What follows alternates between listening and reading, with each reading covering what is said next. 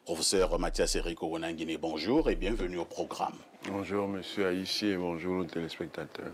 Vous êtes enseignant d'université, politologue, vice-recteur de l'université de Yaoundé 2 au Cameroun. Vous êtes sans doute le politologue le plus pointu et le plus pertinent ces 20 dernières années en Afrique. Merci d'être là, professeur. Je vous en prie. Mais je m'en voudrais si je ne vous accueillais pas avec cette préoccupation. C'était dimanche dernier sur Libre Expression, ce même programme, où vous demandiez un débat public avec certains de vos collègues, notamment le professeur Abrayono, sans oublier le professeur Tim Choing. Le débat pour l'instant n'a pas eu lieu, mais ce que je retiens est que le professeur Tim Choing a fait une sortie et où il a dit que vous n'aviez pas qualité de débattre avec lui, vous n'êtes pas juriste. Il disait d'ailleurs que vous devez reprendre des cours comme ces étudiants de première année. Merci de me donner la parole. Ce que le professeur Moïse Tim Choing dit n'est pas exact. Ce débat, d'abord, n'est pas seulement un débat de droit, c'est aussi un débat de sciences politiques. Si je devais convoquer les savoirs dont on a besoin pour comprendre de quoi il s'agit, il y a la théorie du droit. Contrairement à ce qu'il raconte, j'ai fait du droit, je suis bel et bien diplômé en droit, j'ai une licence en droit, mention droit public, avant de choisir d'aller en maîtrise en sciences politiques. Donc j'ai d'abord bien fait du droit et je ne suis pas parti du droit parce que j'étais faible en droit, au contraire. Mais c'est parce que la science politique m'intéressait plus. J'ai donc bien fait de l'introduction au droit, qui est la version simplifiée de la théorie du droit qu'on donne en première année. Donc c'est une insulte, et une insulte purement gratuite qu'il fait à mon encontre quand il veut laisser croire que moi, formé par le professeur Eric Agostini en introduction au droit, je peux dire que la loi est supérieure à la Constitution, dont je ne connais pas la hiérarchie des normes. Si le professeur Moïse Tim Choing est quelqu'un, qu'il vienne qu'on discute de Hans Kelsen. Il dit qu'il ne peut pas venir. Il ne peut pas venir. Pas qualité. Il n'est pas qualité, d'accord. Ensuite, oui. Ce débat ne le concerne même pas. Pourquoi? Parce qu'en fait, le professeur Moïse Tim Choing, c'est un privatiste. Un spécialiste du droit privé. Ce débat concerne principalement les spécialistes du droit public et les politologues. Pourquoi les politologues sont concernés? Parce qu'on parle de mandat et de représentation politique. En tant que politiste, je fais de la sociologie politique du droit et des institutions politiques. À ce titre, je pratique le droit constitutionnel parce qu'on ne peut pas faire la sociologie du droit et des institutions politiques sans connaître le droit constitutionnel. Allez demander à Bordeaux, allez demander ce que je faisais en droit constitutionnel, on va vous répondre. Donc, on ne peut pas faire ce débat-là. Ensuite, maintenant en pratique, je ne suis pas constitutionnaliste dans son sens, d'accord? Mais j'ai au moins 3 écrits de droit constitutionnel. Allez vérifier si ce n'est pas du droit constitutionnel. Le professeur Jean, le professeur Amougou, à Tarnamougou, a fait sortir dernièrement un ouvrage collectif sur la Constitution de la République du Cameroun, commentaire par article. J'ai fait 2 commentaires d'articles. L'article 2, alinéa 2, et l'article 3 de la Constitution du Cameroun. Allez voir si ce n'est pas du droit constitutionnel. Dans les mélanges consacrés au professeur Joseph Ouna, en son honneur donc, intitulé les sections en droit, dirigé par le professeur Magloire Ondoa et Patrick Abanengolo, j'ai écrit un article sur le paradigme de la Constitution Janusz Joseph Ouna. C'est un article de théorie du droit constitutionnel. Même si en raison de mon orientation, j'ai aussi fait de l'anthropologie constitutionnelle remontant jusqu'à l'Égypte. On prend le texte, on voit si ce n'est pas du droit constitutionnel. Donc, c'est au pied du mur qu'on voit le maçon. De toutes les manières, c'est donc en venant au débat que le professeur Moïse Tim Chouing aurait montré que je suis un imposteur. En le démontrant face à face devant les Camerounais qui allaient voir que Onangini, c'est un aventurier. Ce qu'il a fait, c'est de la pure fuite. Avez-vous l'impression justement que le professeur Tim Chouing fait dans la stratégie de l'esquive? Non, c'est la fuite. Pas vous dites esquive, vous êtes gentil. Il a fui. Il a fui le débat. Vous l'assumez? Je dis qu'il a fui le débat. C'est même qu'on n'a pas le temps. On entrerait là maintenant. Non. Est-ce que vous pouvez lancer un énième appel au débat? Je dis si... Bon, il ne va pas venir puisque ça fait la deuxième fois qu'il Mais à force de dire qu'il ne va pas venir, il peut finir par être là. Hein? Bon.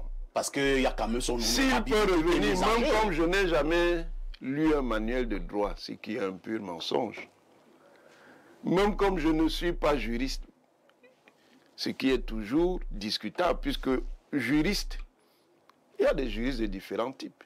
Il y a des juristes praticiens qui ont généralement pour niveau académique soit la licence, soit le master. Les avocats, bon, même s'il y a des avocats qui font des doctorats, généralement, ils n'ont pas besoin d'aller jusqu'au doctorat, ils ont une licence ou un master. Il y a des juristes notaires qui ont ce niveau, des greffiers, tout ce que vous voulez. Je suis même juriste praticien, en ce sens que j'ai présidé une commission d'homologation et de discipline d'une ligue sportive, où j'appliquais le droit en pratique, le droit disciplinaire, le droit de l'homologation à la pratique, à la Ligue professionnelle de football. Je vais juste dire une chose, comme je ne peux pas dire tout ce que je vais dire. En réalité, ces gens sont extrêmement malhonnêtes. Je vais vous lire un extrait de ce que le professeur Maurice Kamto, dans un article avec le docteur James Mwanga Kobila, qui est aujourd'hui professeur aussi, disait. L'article est intitulé « Nullité du mandat impératif et d'échéance des élus », Lex-Lata, novembre 1996. Lex-Lata, c'est une revue qui a été créée par le professeur Kamto. Un extrait. Comme en étant d'accord avec la proscription du mandat impératif, il convient d'indiquer le fait qu'un candidat ait été élu sur la liste de tel parti plutôt que de tel autre n'est pas totalement indifférent. Au contraire, il est l'expression ultime de la confiance du souverain, entre parenthèses le peuple, à telle ou à telle autre formation politique pour conduire une politique donnée. Cette seule phrase résout tout le faux débat qu'ils ont lancé.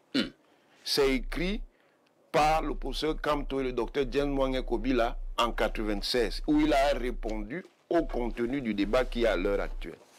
Pour terminer, d'accord, cher professeur Moïse Tim Chouing, je dois rentrer en première année de droit. Mais jusque-là, chers collègues, je serai toujours devant vous. Parce que vous devez rentrer en terminale. Pour la simple raison que vous ne savez pas ce que c'est que la théorie de la représentation. Si vous en doutez, venez à un débat sur la représentation. Je vais vous expliquer les différentes formes de la représentation. La représentation incarnation, représentation en allemand. La représentation transaction, Vertretung en allemand. La représentation figuration, Darstellung en allemand. La représentation imagination, Vorstellung en allemand. Venez. Merci.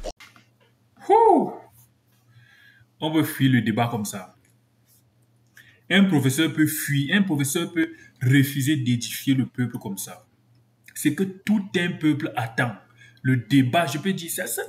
Si ce débat avait lieu, moi je pense que ça serait le débat de l'année au Cameroun. Le débat que tout un peuple attend. Un professeur peut fuir. Tu veux fuir, professeur Abba Oyono. Tu ne vas pas fuir ce débat. Vous allez faire ce débat. Vous allez faire, il n'y a pas affaire de lui, il n'est pas juriste. Toi, tu es juriste, c'est bon, il est politique. Non, vous allez faire ce débat. Toi, tu es un professeur. Je ne pense pas que tu n'es calé que sur le droit. Je ne pense pas que pour t'inviter sur un plateau de télé, si on sort du droit, tu ne vas plus parler. En tant que professeur, tu es censé donner ton avis dans presque tous les sujets. C'est ça un professeur. Je pense que tu as fait des recherches dans tellement de domaines. Comment tu peux dire tu ne vas pas honorer à ce débat parce que lui n'est pas politicien. Disons même qu'il n'est pas politicien. Il n'est pas, je vais dire, juriste. Disons même qu'il n'est pas juriste. C'est le bon moment pour vous, vous qui détestez tellement les gens là, ceux qui supportent Paul Biya, c'est vous qui les détestez, non? C'est donc le moment pour vous de partir le déshabiller en public. Allez nous montrer que Mathias Owenangini, le professeur, était un imposteur. Voilà une occasion en or. Comment vous pouvez rater ça? Comment vous pouvez rater ça? Déjà en le déshabillant, en nous montrant que c'est un imposteur, vous allez alors prouver l'aptitude au professeur Maurice Kamto de se présenter aux élections. À Mondo Vision, pourquoi vous refusez un débat comme ça? Pourquoi vous refusez un débat comme ça? Si ce n'est pas fuir, regardez comment vous fuyez le débat. Un professeur, vous n'avez pas honte. Vous n'avez pas honte. Là, c'est que ça confirme une fois de plus que Mathias Owenangini, c'est un génie. Mettons à côté ses idéologies politiques, on n'est même pas un peu d'accord avec lui sur ces gens dont il supporte au pouvoir et tout. Mettons tout ça derrière. Faut pas tourner à carge. C'est pas parce que lui supporte Paul Biya qu'on va enlever son titre de politologue tellement pertinent. Non. Ça n'enlève rien sur son intelligence. Et vous savez, vous tous là qui vous prenez comme des savants, vous savez qui est le professeur Owenangini. Combien de professeurs l'ont fui à des... combien de professeurs ont fui le débat contre lui? Combien? Écoutez, si vous avez le temps, écoutez Libre Expression d'aujourd'hui. On a cité combien de professeurs il a affronté et combien ont fui et combien ont refusé de l'affronter. Et ce n'était pas sur le droit, c'était sur d'autres sujets. Donc lui, il est calé sur tout. Non. Professeur, le droit, c'est votre domaine. Allez-y donc lui démontrer que non. À mon Dieu, vision, que non, celui-ci, c'est comme ça, c'est comme ça. Maintenant, on va revenir aux gens du MSC. Moi, à un certain moment, je me suis dit, qui d'autre pouvait? Parce que quand je voyais Cabral, je voyais Paul Biya, ce sont les têtes les plus dures de la politique camerounaise. Le Cameroun, il nous faut un président qui peut vraiment redresser la mentalité des Camerounais. Nous, les Camerounais, nous sommes têtus. C'est pas n'importe qui peut gouverner le Cameroun. Je me suis dit à un moment que, vu que le professeur Maurice Kamto, c'est un intello. Si une personne comme le professeur Maurice Kamto vient au pouvoir, je pense que seul le mérite va primer au Cameroun. Là-bas, on le sait. Seul le mérite va primer au Cameroun. Il y aura, moi, c'est ce que je pense, parce qu'on ne sait jamais. Il y aura plus l'affaire de favoritisme, l'affaire du népotisme. Tu es dans ma tribu, je vais te mettre dans telle position. Tu as fait ceci, je dois te faire cela. Beaucoup de trucs allaient s'arrêter. Je me suis dit, qui peut mieux le faire? Je ne vois pas cette qualité en Cabral Libi.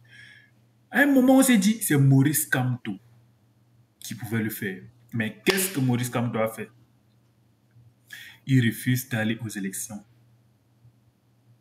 municipales et législatives en 2020. Il ne sait pas quelle mouche l'a piqué. Nous voici actuellement à quelques mois des élections. Vous nous parlez de il va se présenter, il ne va pas se présenter. Pourquoi vous faites ça? C'est quelle agitation ça? Qui vous a envoyé là-bas? Et maintenant, vous êtes en train de vouloir monter tout un peuple de se lever et marcher pour vous si on n'accepte pas votre candidature. Vous ne serez pas candidat et c'est vous qui l'aurez cherché. Je le dirai toujours. Et personne ne va marcher pour vous.